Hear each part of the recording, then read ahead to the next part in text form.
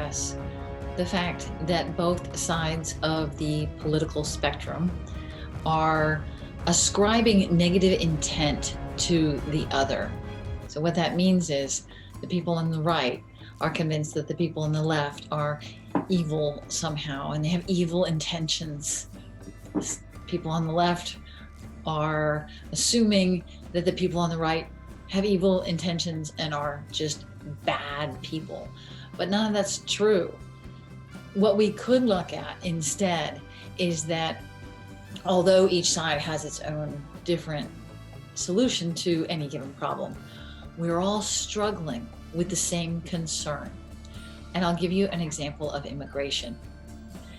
In France, in Calais, there is or was a refugee camp, and it wasn't in a good situation. They tried to disband it, and that ended worse. Refugees who come from the African continent, if they make it as far as France, they will walk through the channel and get hit by cars. It's dangerous for everybody. People get on boats off of the coast of Africa, any of those nations, and they sink and die, and they're willing to take that risk because their countries are so in such dire straits. The people in England, they left the EU in part because of the porous borders. And if a population, any population in any country, if the taxes are disproportionately paying for refugees, that creates racism in any country. In the US, some people are very upset, understandably, that there's a refugee camp in Texas. No one in the US wants a refugee camp. But I want to talk about the other side as well.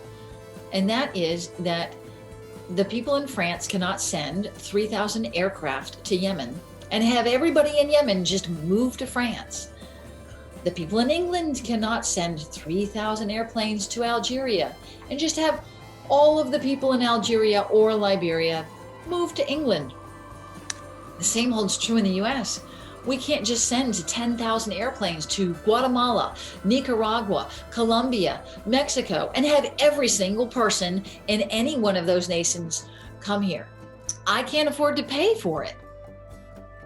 And maybe we can make a different economic system. That's a different conversation. And maybe one of the 6 richest people on earth who control a disproportionate amount of the money, maybe they could donate money to help the refugee crisis. But that's a different topic as well. And those people who do at this point control that much wealth, they have many options of charities to donate to. There's children with cancer. There's so many causes that need donations.